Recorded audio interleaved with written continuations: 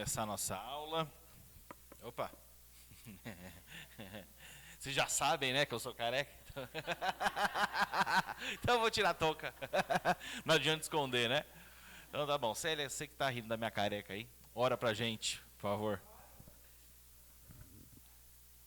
Senhor nosso Deus, nós queremos te agradecer, Senhor, por mais esta oportunidade, Pai, de estarmos reunidos aqui na tua casa, em unidade, Senhor, com o teu corpo.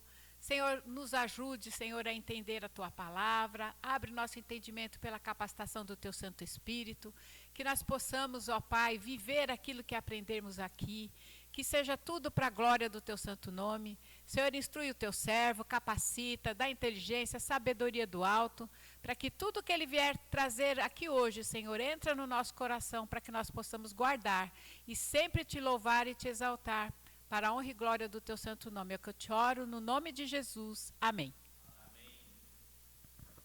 Muito bem, pessoal. Nós finalmente chegamos no capítulo 13 de 1 aos Coríntios. E o capítulo 13, apesar dele ser bem conhecido, ele é um grande parênteses, né? Porque se você observa o 12, que era o que nós estávamos estudando, ele está falando a respeito sobre os dons. Aí, de repente, lá no 14, ele volta a falar dos dons. Então, o 13, ele está aí nesse meio. Por quê? Havia muitos problemas de comunhão, muitos problemas de unidade na igreja da cidade de Corinto. Então, como eu comentei, eles ignoravam algumas pessoas por não terem determinados dons. Quem não tinha determinados dons se sentiam inferiores. Havia briga entre eles, dissensões, facções. Era uma confusão danada. E aí, então, depois, esse slide aqui foi o da semana passada, nós já terminamos. Quando ele termina parte do assunto dos dons, no finalzinho do 12, ele vai falar: passo agora a mostrar-lhes um caminho ainda mais excelente, porque ele veio falando de quais dons eram excelentes. E é interessante que ele inverte, não é? O pessoal lá de Corinto desvalorizava os dons que tem a ver com o ministério da palavra e hipervalorizava as línguas. Então ele vai inverter. Ele vai falar: olha, procurem os melhores dons. E esses melhores dons, os mais relevantes, têm a ver com o ministério da palavra. Uma igreja pode viver sem dom de línguas. Uma igreja pode viver sem o dom de serviço. Mas não existe igreja sem palavra. Ok? E aí nós estávamos falando sobre a necessidade um dos outros, né? No corpo, algumas pessoas são mãos, outras são orelhas, outros são olhos e por aí vai. E no corpo humano, alguns órgãos são vitais. Outros órgãos, embora faça falta, não são vitais. Então, é disso que ele vem falando. Quando ele chega, então, no finalzinho do 12, ele vai abrir um grande parêntese para falar a respeito do amor, que não é dom. Tá bom? Talvez na sua Bíblia coloque aí o dom mais precioso, o dom supremo. Tá errado, tá? Esse título aí não faz parte do capítulo, é coisa do editor. Amor não é dom. Ou aqui em 1 Coríntios é um modo, e eu terminei a aula da semana passada falando que se os dons é um trem cheio de vagões, o amor é o trilho. Terminei até poético na semana passada, né? O amor é por onde esse trem cheio de vagões de dons vai correr. O dom são os trilhos, tá? Tem que correr por cima. Beleza. Então, agora nós vamos entrar nesse capítulo 13, que apesar dele falar do amor, ele traz muita coisa interessante. Vamos lá, então. Primeiro versículo até o 3, por favor. Ainda que eu fale as línguas dos homens e dos anjos, se não tiver amor, serei como o sino que ressoa ou como o prato que retine. Ainda que eu tenha o dom de profecia e saiba todos os mistérios e todo o conhecimento, e tenha uma fé capaz de mover montanhas, mas não tiver amor, nada serei. Ainda que eu dê aos pobres tudo o que possuo e entregue o meu corpo para ser queimado, mas não tiver amor, nada disso me valerá. Isso. Eu me lembro de uma amiga na adolescência, nossa, ela lia esse texto e ela suspirava, achava a coisa mais romântica, mais linda, mais fofa, né? É verdade que esse texto é um dos mais belos das Escrituras, mas aqui, lembrem-se sempre disso, ele não está tratando do amor romântico, ele não está tratando de paixão entre duas pessoas apaixonadas, ele está tratando entre irmãos de igreja, né? Entre você, é que a gente está mais em família aqui, sentado um do lado do outro, né? Mas senão eu ia falar entre você e esse irmãozinho espinhoso aí do seu lado, né? É esse tipo de amor que ele está tratando, entre pessoas da mesma igreja. E aí ele vai usar de uma forma bem interessante, que vira e mexe aparece nas Escrituras. Olha só, ainda que, olha esse ainda que como ele é importante. Aí ele vem, eu fale a língua dos homens e dos anjos. Isso aqui tem cheirinho de que dom? Tem um cheiro de qual dom isso aqui? Línguas. O que você falou? É língua estranha. Tem um cheirinho de língua estranha aqui, né? Mas segura aí, a gente chega lá. Esse ainda que não aparece só aqui, mas vai aparecer aqui no início do 2 e no início do 3. Paulo, ele está fazendo algo que dentro da língua portuguesa se chama hipérbole. E na gramática grega também existe. Hipérbole pode ser definido... Ixi, ficou ruim aqui, ó. Pode ser definido dessa forma aí, ó. Exagero, figura de linguagem expressiva que enfatiza através do exagero da significação linguística. Morrer, chorar de rir. Então é quando você fala assim, nossa... Eu contei uma piada, o Herbert morreu de rir. Não, eu estou exagerando, ele está aí, ele está vivo. É que ele riu tanto que a gente fala assim, nossa, ele morreu de rir. Nossa, eu estou com tanta fome que eu comeria um boi inteiro. A gente não fala mais ou menos assim? A gente exagera certas coisas. Essa forma exagerada, né, superlativa de falar se chama hipérbole. Então, Paulo, ele está utilizando dessa linguagem. E aí o que ele está fazendo? Ele está pegando alguns dons que ele já citou e ele está exagerando esses dons. Ele está fazendo assim, olha, mesmo se eu exercer esses dons no ápice da sua potência, no nível mais elevado que tem, no nível mais excelente, sublime, divino, se eu não o fizer com amor, não valerá nada. Esse é o teor, tá bom? Dessa primeira parte. Então, vamos lá, tendo esse exagero em mente, vamos voltar. Ainda que eu fale as línguas dos homens, essa é uma primeira parte. Irmãos, essa língua dos homens a qual ele está fazendo referência é o dom de línguas. Quando nós entrarmos no capítulo 14, nós vamos ver ali que o dom de línguas é uma capacitação sobrenatural que o Espírito Santo dá para que a pessoa fale outras línguas humanas e terrenas. Ok? É isso. Um exemplo disso que nós vemos é em Atos, capítulo 2, quando o Espírito Santo desce sobre os apóstolos e eles começam a falar em outros idiomas. Aí o pessoal fala, puxa vida, eu estou escutando aqueles galileus, né? Galileus lá falando, mas que estranho, eu pensei que eles não soubessem falar esse tipo de coisa. Então, o que ele está falando? Olha, ainda que eu fale as línguas dos homens, e aí vem o exagero, aí vem a hipérbole, aí vem a extrapolação do dom e dos anjos. Então, quando se fala de, ele tem o dom de línguas, é a língua dos anjos, é porque a pessoa está fazendo uma mistura de conceito aqui. Tá? O dom de línguas está sendo mencionado nessa primeira parte, língua dos homens, e dos anjos faz parte da hipérbole. É como se ele falasse, olha, se eu tivesse um dom de línguas tão extraordinário, tão excelente, que além dos homens, a língua dos homens, eu estou falando a língua dos anjos. Ele continua, se não tiver amor, aí ele vai falar que não vale nada. Mas percebam isso, tá? Aqui existe uma diferenciação entre essa primeira parte e essa aqui. Os anjos falam em alguma língua? Fala. Qual? Sei lá, não sei.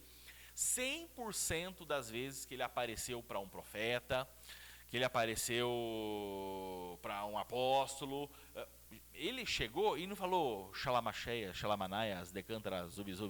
Não, ele desceu e ele falou na língua do indivíduo. No Antigo Testamento ele aparecia, falava em hebraico.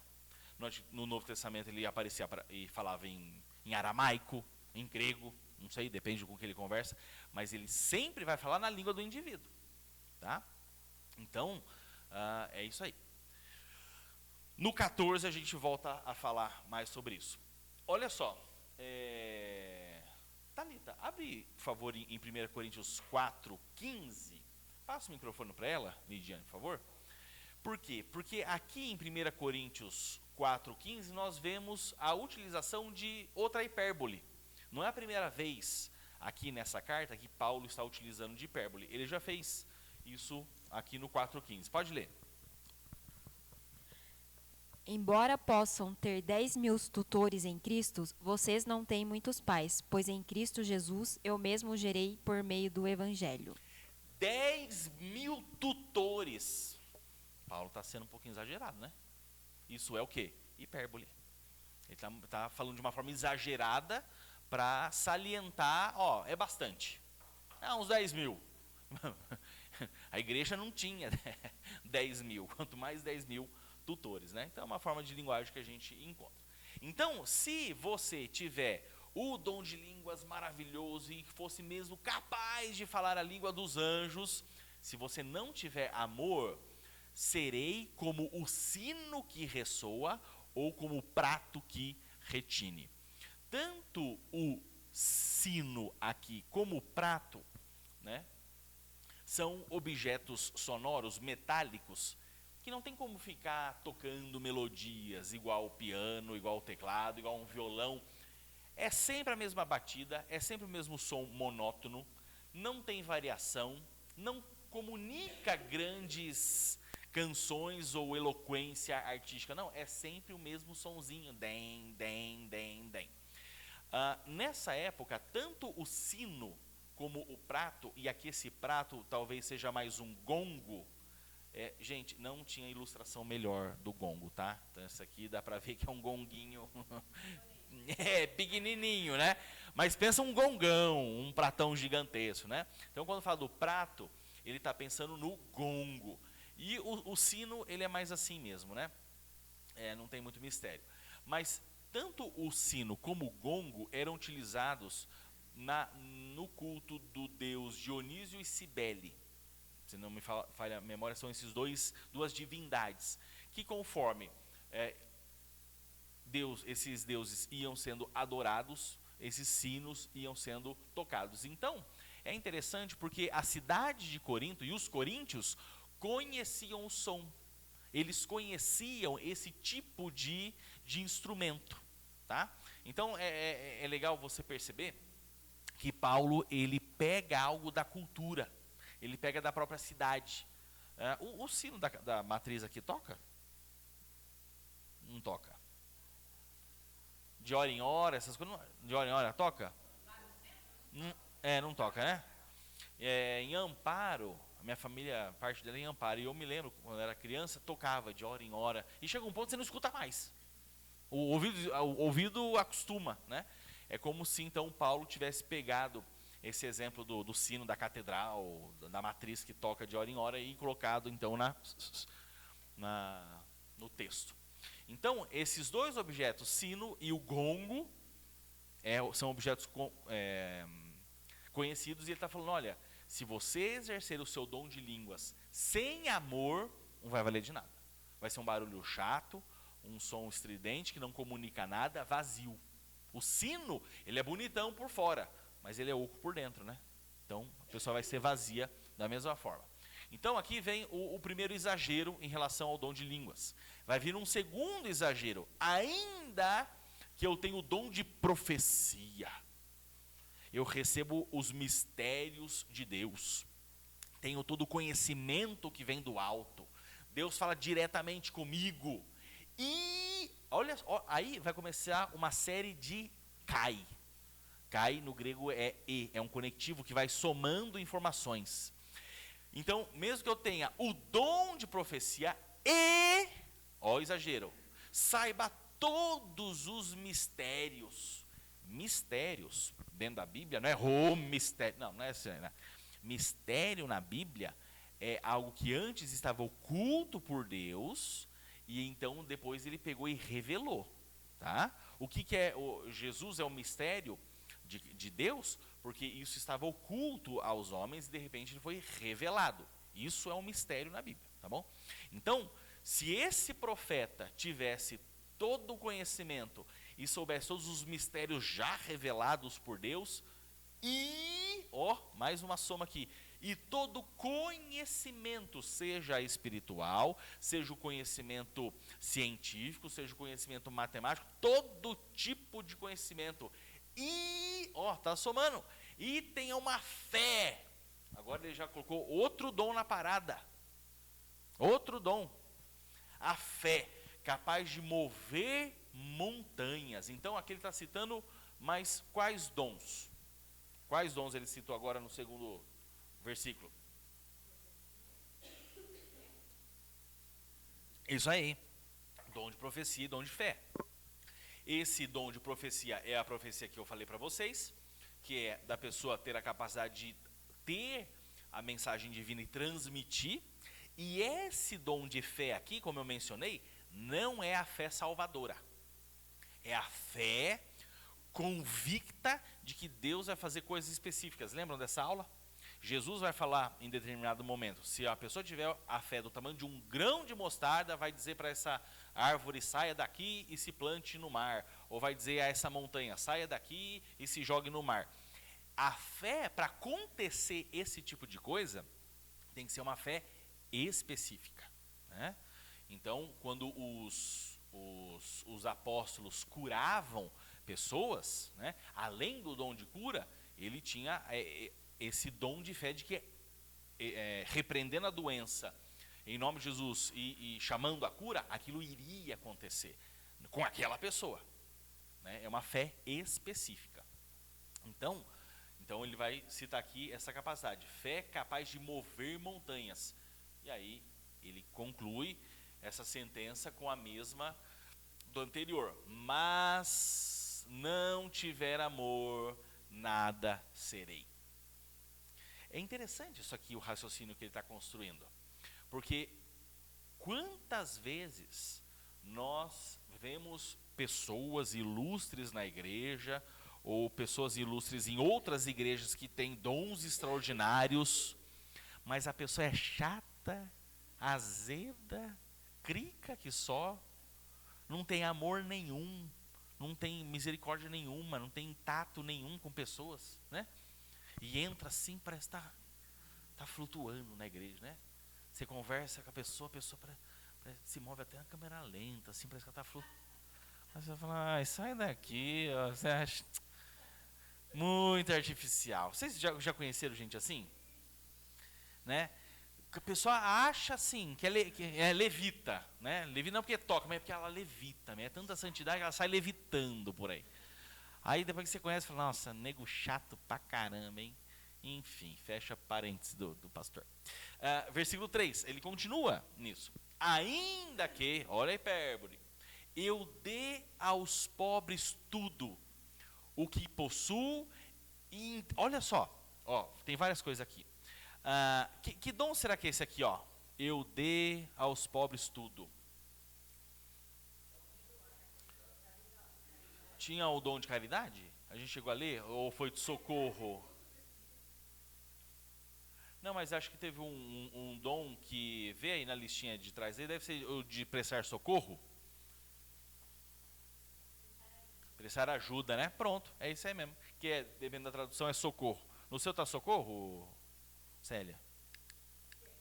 Então é isso aí. É disso que ele está falando. E olha só o que ele vai falar. E eu dê aos pobres, no plural, tudo o que possuo. E o tempo grego aqui dessa frase é o tempo auristo, hein, Berber? ou Herbert, vai se acostumando com isso. E o tempo auriço significa um ato feito e concluído no passado de uma vez por todas. Significa que nesse exemplo aqui, a pessoa deu tudo o que tinha até não sobrar absolutamente nada.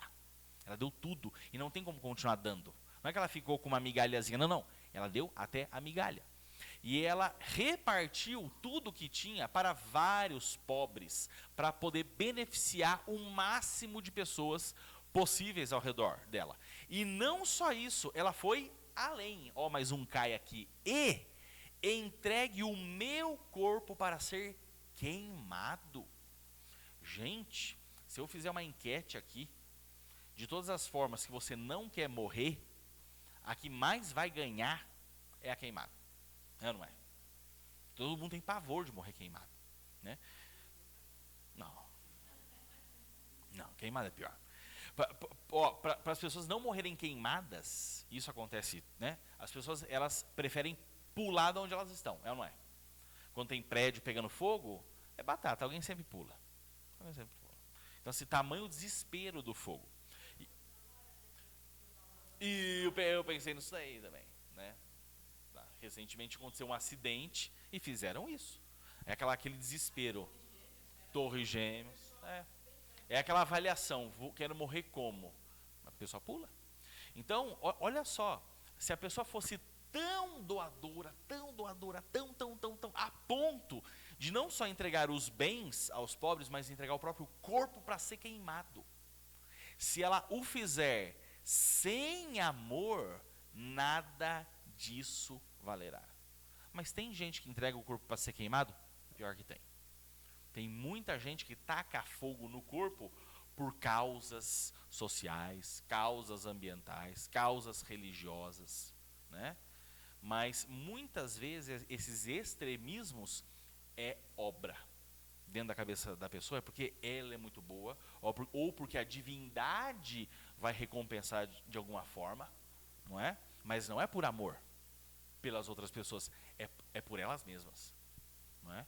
Então, é claro que Jesus, ele não espera isso aqui da gente, né? Se queimar pelos outros. Mas ele está sendo exagerado, ele está usando de hipérbole, ok? Então, toda essa primeira forma aqui, ele está falando de uma forma negativa, né? Do que sobre a importância do amor. Tanto é que, vamos reformular minha frase. Viu como na aula dá para reformular quando você fala besteira? Vamos reformular. Ele está falando o seguinte: você pode exercer os seus dons da melhor forma possível. Se você não tiver amor, não valerá nada aos olhos de Deus. Para as pessoas, você pode ser o maior bambambam, o mais entendido, o mais erudido. Aos olhos de Deus, que é o que vale, não valerá nada. Tá? Alguma questão aqui?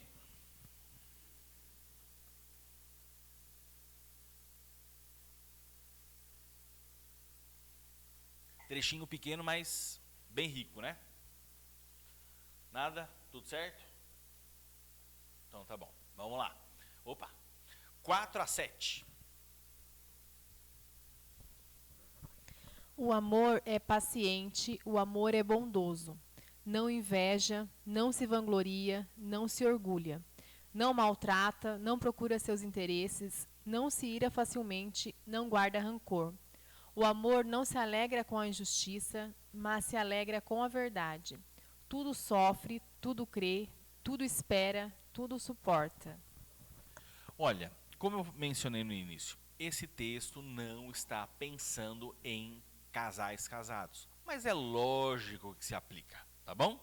E embora o contexto não esteja falando, gente, amor é amor, né? O mesmo amor que você tem pelo seu irmão em Cristo, você também tem pelo seu cônjuge, tá? Só o amor sexual que você tem pelo cônjuge, mas não vai ter pelo membro da igreja, tá? Mas esse amor ágape do qual o Paulo está tratando é tanto para o seu cônjuge como para o irmão da igreja, tá? Então, se aplica também para o seu marido cabeça dura. Olha lá, o amor é paciente, e essa paciência aqui é uma palavra específica que denota paciência com pessoas, né? Pessoas. Então, o amor de Deus, que é o amor que nós precisamos ter, é um amor que tem paciência com gente. O amor é bondoso, ele age com bondade, ele age com benignidade, né? E todas as características que nós vamos ler aqui, Paulo poderia utilizar muitas outras características, mas ele vai escolher justamente as que estavam faltando na igreja de Corinto, tá bom? Mas graças a Deus que ele escolheu essas aí, porque, né, nos falta também. Então, o amor, ele é bondoso, ele age com bondade. E muitas vezes com bondade para com pessoas que não merecem bondade humanamente falando. E aí é o que está. É o que está.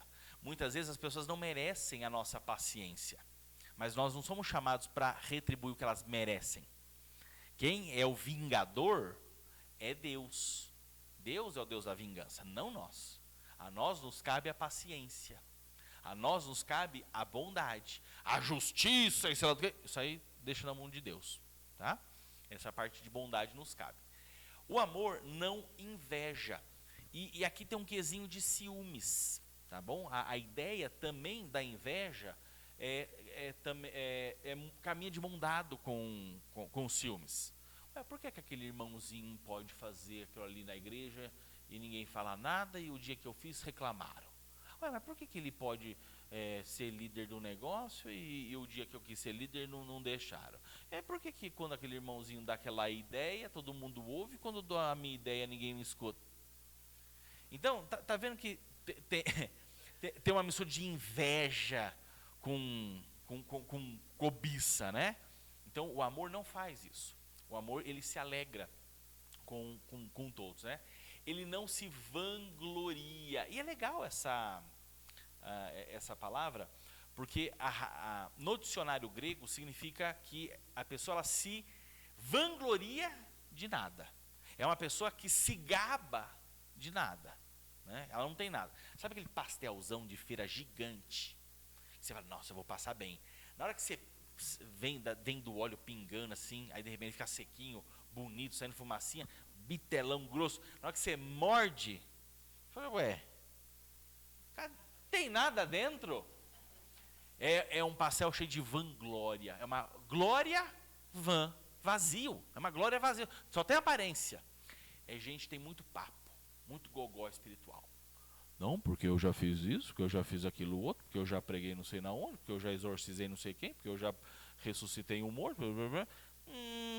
Será mesmo? Não sei não, hein?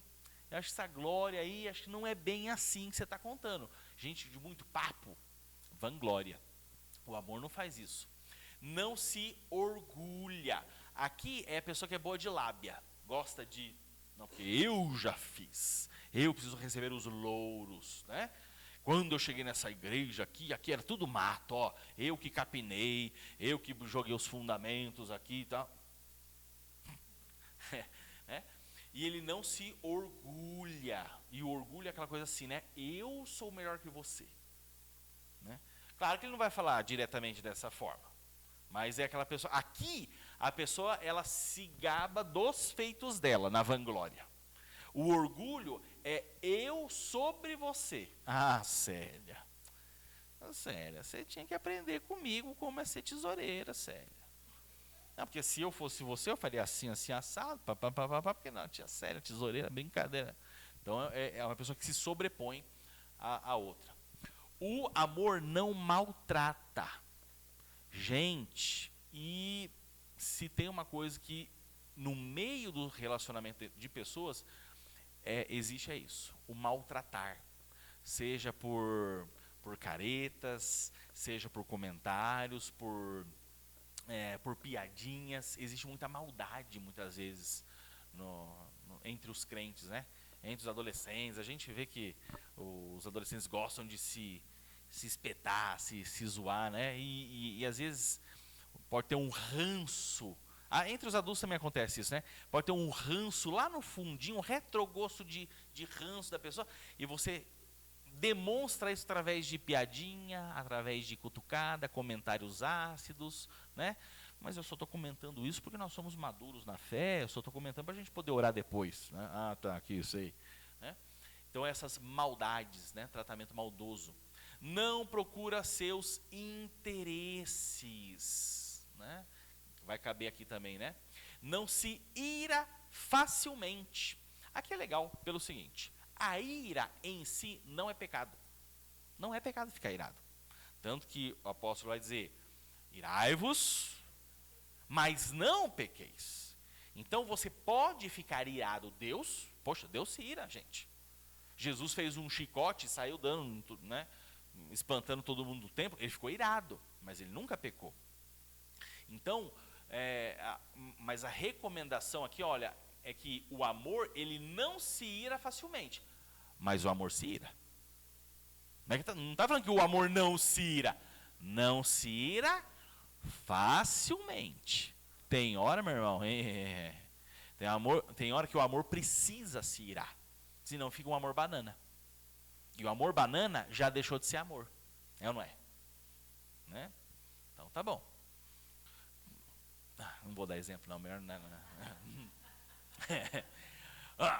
O amor não guarda rancor. E aqui parece que Paulo usou uma terminologia contábil, no sentido de que o amor não fica registrando rancores. Na minha terra isso chama de coração peludo.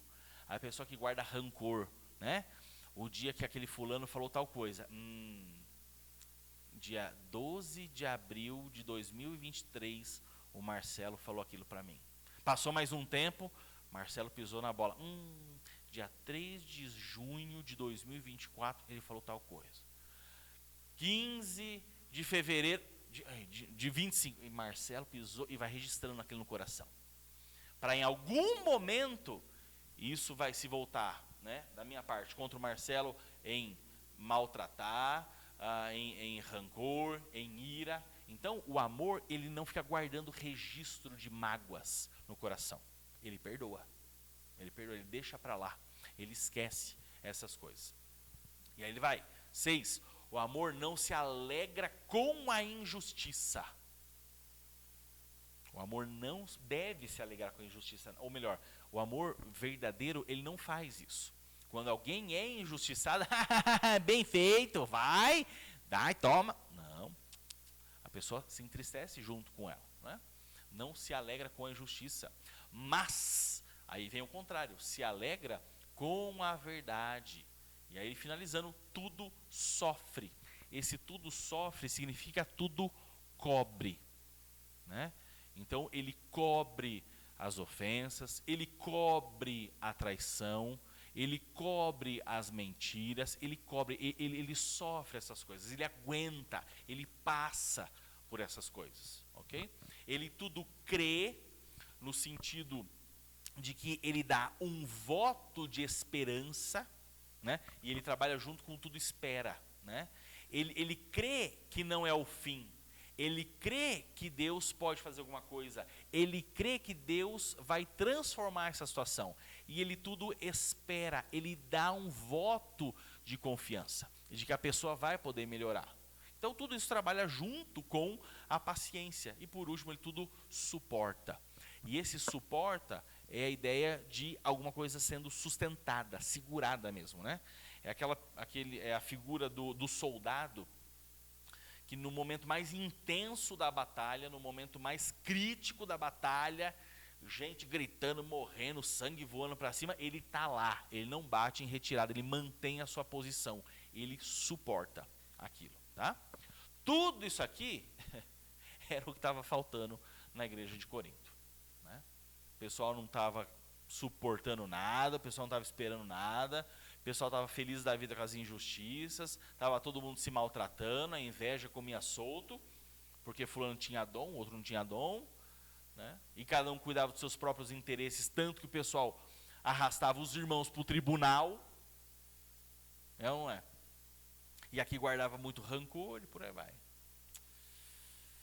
Difícil. Igrejinha complicada. Igreja de Avaré, 1000 vezes melhor. É ou não é? Povo bom, que povo bonitinho. Perguntas, dúvidas, comentários?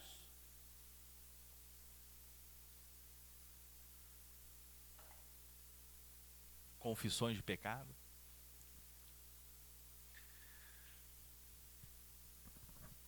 Tranquilinho? Vênis, tranquilinho, Vênis? Então tá bom, vai. Ô, que oração. Ixi, tem chão ainda. Versículos 8 a 12, vamos lá. O amor nunca perece, mas as profecias desaparecerão. As línguas cessarão, o conhecimento passará. Pois em parte conhecemos e em parte profetizamos. Quando, porém, vier o que é perfeito, o que é imperfeito desaparecerá. Quando eu era menino, falava como menino, pensava como menino e raciocinava como menino. Quando me tornei homem, deixei para trás as coisas de menino. Agora, pois, vemos apenas um reflexo obscuro, como em espelho. Mas então veremos face a face. Agora conheço em parte, então conhecerei plenamente, da mesma forma como sou plenamente conhecido. Muito bem, esse texto ele tem alguma dificuldade por vários motivos, mas a gente vai esclarecer aos pouquinhos. Então aqui eu vou dividir para deixar o texto um pouquinho mais amplo. Aqui está do 8 ao 11, mas é ao mesmo tempo. Então ele está falando que sobre todos os dons, o caminho mais excelente é o amor, certo? E aí ele vai defender o seguinte, gente, em algum momento, esse é o geral do texto, em algum momento os dons vão desaparecer. Em algum momento não haverá mais dons, não haverá mais necessidade dos dons, mas o amor vai permanecer. Por isso que o amor é superior, porque os dons na história da humanidade, na história da igreja, são passageiros, mas o amor vai permanecer para sempre, tá bom? Essa é a ideia geral. Tendo isso em mente, vamos lá. O amor nunca perece, nunca mesmo. Eternidade adentro haverá amor, mas não os dons. Olha lá. Mas as profecias, inverti. As profecias desaparecerão. Ele está fazendo menção a qual dom? Dom de profecia. Muito bem. As línguas cessarão. Dom de línguas. O conhecimento passará. Que dom? Dom de conhecimento. Esse é o dom de conhecimento, né? Ou dentro dele vai ter palavra de sabedoria, palavra de conhecimento. É o mesmo dom. Quer dizer, não é o mesmo dom, mas se enquadra aqui neste momento. Aí vem a parte complicadinha. Pois, em parte, conhecemos. Em parte é algo que não está completo. Em parte é algo que não está perfeito. Em parte é algo que não chegou à sua plenitude. Ok? Em parte, conhecemos. Ele está fazendo menção a que se conhecemos? Ao dom aqui em cima. Ó. Ele acabou de fazer menção ao dom do conhecimento. Então, em parte conhecemos e em parte profetizamos, ele está dizendo que esses dons, embora presentes de Deus, eles não são perfeitos. Eles são incompletos, mas eles são suficientes, ok? Ok. Então, o em parte, ele está fazendo menção aos dons. Quando, porém, vier o que é perfeito, então alguma coisa perfeita vai chegar. E quando essa coisa perfeita chegar, o que é imperfeito desaparecerá.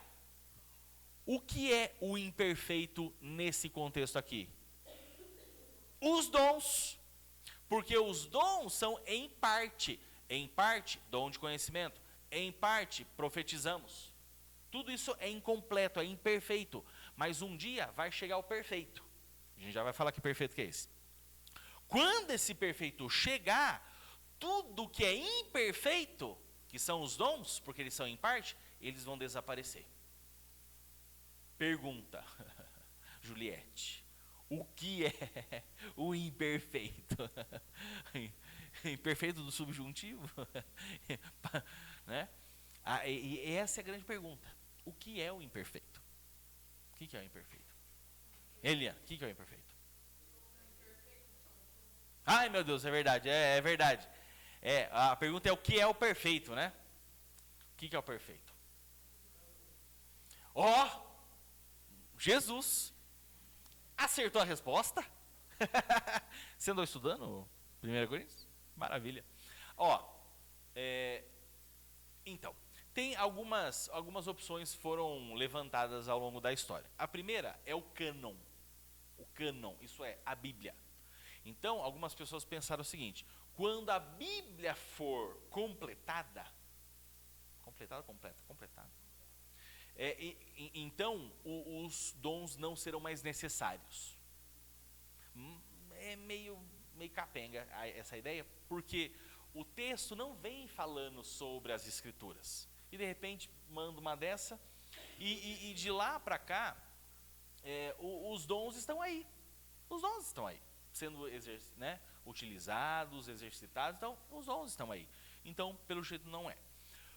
Uma outra posição diz respeito à maturidade da igreja. Isso é, a perfeição na igreja, a completa maturidade da igreja. Também não dá certo, porque a igreja, por ser composta por gente pecadora, ela nunca vai ser perfeita. Aí só quando vai ser glorificada. Só resta o perfeito dos perfeitos, que é Jesus. Isso é, quando porém vier o que é perfeito, isso é, a vinda de Cristo, quando Ele restaurará todas as coisas, e aí sim a igreja vai estar bonitinha, santa, perfeitinha, então os dons não vão ser mais necessários. Por quê? Porque agora a igreja está perfeita. As pessoas não precisam ser mais edificadas, nós não precisamos mais exercer paciência, nós não vamos precisar exercer misericórdia. Estão entendendo? Que todas as características, tanto do amor e da misericórdia, melhor dizendo, todas as características dos dons é por conta dos nossos defeitos. Nós não conhecemos a Deus, precisamos de um profeta. Nós somos incapazes de realizar coisas, precisamos de socorro. Então nós precisamos dos dons, e por aí vai. Tanto é que é escatológico, que ele dá um exemplo, ele dá uma ilustração, como se fosse dele, né? Quando eu era menino, falava como menino. E aqui ele fala da realidade dele como menino e depois homem, para fazer uma ilustração entre a igreja menina, imatura, e depois a igreja plenamente madura com a volta de Cristo. Olha só como encaixa. Quando eu era menino, falava como menino. Isso significa o quê? Quando a igreja é imatura antes da volta de Cristo, ela precisa de ajuda porque age com imaturidade. Falava como menino e raciocinava como menino. Quando me tornei homem, deixei para trás as coisas de menino. Quando Cristo voltar, as coisas de igreja imatura ficarão para trás. Quando Cristo voltar, as muletas, os auxílios que Cristo deu para a igreja, que são os dons, vão ser coisa do passado. Peça de museu não vai mais precisar. E um exemplo interessante são os andaimes. Tá? Essa ilustração aqui é do Nicodemos, eu achei bastante interessante. Enquanto o forro está sendo construído, nós temos andaimes, né? E fica lá o pessoal penduradinho igual macaco, né? E pintando lá, né? Fazendo forro bonitinho. Quando tudo tiver completo, esses andaimes vão ficar aqui? Não, o andaime vai desaparecer. Enquanto o forro está sendo construído, andaimes. Uma vez que o forro estiver completo, acabou, não precisa de mais andaimes. Enquanto a igreja está sendo construída, formada, edificada, dons. Quando ela estiver plenamente amadurecida, santificada, purificada, restaurada, glorificada, por conta da volta de Cristo, que é o perfeito, não precisa mais de dons. Ok? Ficou claro? Esclarecemos? Maravilha. Alguma questão aqui, gente? Presbítero? Tá com frio, presbítero? Aí tremendo. Pensei que você está recebendo alguma revelação aí, eu não estou sabendo. Versículo 12, vamos lá. Só falta mais 2. E aí a gente termina o capítulo 13. Perdão? A gente já leu, então é verdade. Ah, é verdade. Desculpinha. Agora, pois... tá, lembrei. Muito bem. Agora, pois, vemos através... Agora, pois, vemos apenas um reflexo obscuro, como em espelho. Aí você fala, como assim um reflexo obscuro? Como um reflexo obscuro, se no espelho lá de casa eu vejo perfeitamente? Aqui ele está falando que ele vê como um reflexo obscuro. Mas, então, em algum futuro, veremos face a face. Isso acontece, não coloquei aqui? Pelo seguinte, antigamente o espelho era um metal polido, né? Então, tá vendo aqui a mulherzinha aqui com um metal polido. Aqui já está meio enferrujadinho, mas não era esse espelho nítido, esse espelho perfeito que nós temos hoje em dia, que dá para comprar em qualquer loja de R$1,99. Naquela época, o espelho ele era meio embaçado, não dava para ver. Então, olhar através de um espelho, você realmente viu um reflexo obscuro, meio bagunçado, você não sabe exatamente como que é a imagem perfeitamente. Não tem nitidez, exatamente. Mas, então, veremos, isso é, quando ele voltar, face a face. Aí você vai ter a perfeição da igreja. Uma igreja com a imagem perfeita, o reflexo perfeito. Agora, conheço em parte. O dom do conhecimento aqui. Então, conhecerei plenamente. Eu não vou ter mais um dom imperfeito. Um dom que me fala como é Cristo. Eu vou ver Cristo. Olha que loucura, que coisa maravilhosa. Eu não vou ter mais um dom de um pastor que me explica como é o céu. Eu vou ver o céu. Eu não vou precisar de um professor de EBD que me explica o que é a glória de Deus. Eu vou ver a glória de Deus. Dom para quê? Eu não quero dom, chuta o dom para lá. Eu não quero mais saber de dom de língua, não quero saber mais de dom de profecia, não quero mais nada, eu quero ir para o céu. Quero que Jesus volte. Melhor coisa que existe, não é? E então, ele vai caminhando para o final. Então, conhecerei plenamente, da mesma forma como eu sou plenamente conhecido, assim como ele me conhece, eu vou poder conhecê-lo. No sentido de como ele me vê, como Deus me vê. Em algum momento eu vou poder ver o meu Senhor Jesus Cristo. E assim, agora sim, o versículo 13 termina aí o capítulo e nós vamos encerrar nossa aula. Assim permanecem agora estes 3, a fé, a esperança e o amor. O maior deles, porém, é o amor.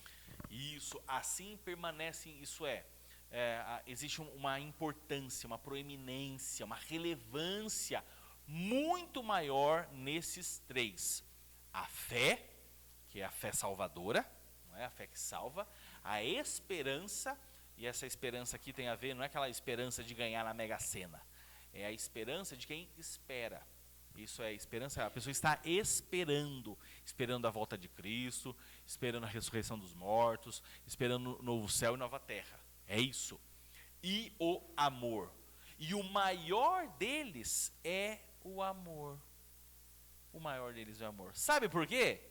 Porque quando Cristo voltar, a fé que está aqui atrás, não vai mais ser necessária. Cristo já voltou. Você não precisa de fé, você vai estar vendo. Fé é a certeza das coisas que não se veem.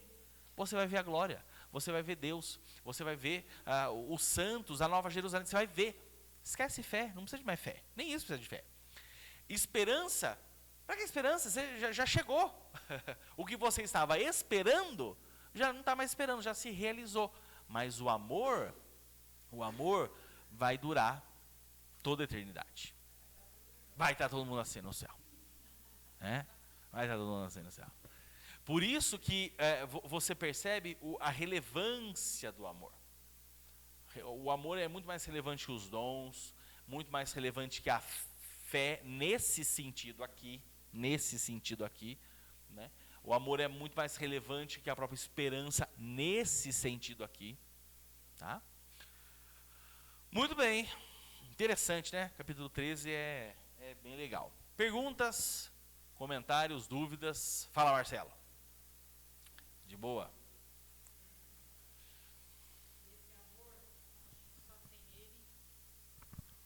E esse amor, a gente só tem ele através de Cristo.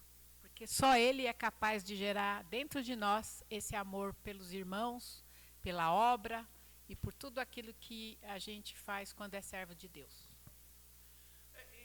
E às vezes eu acho que a gente é muito crítico em relação à igreja, no sentido assim, falta amor, falta amor. Gente, a igreja tem amor.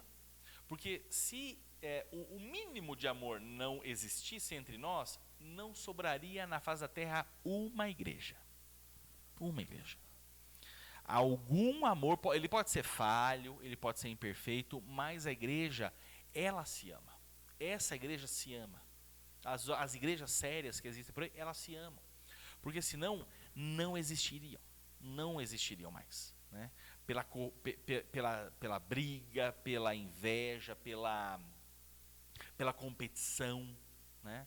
Então, assim, Deus tem sustentado as verdadeiras igrejas com amor. E vira e mexe a gente escuta aí as histórias de perdão, de caminhar uma segunda milha. Então, graças a Deus, o Espírito Santo tem trabalhado no nosso meio. Que mais? Certo? Então, amém. Vai. Vamos nos colocar em pé.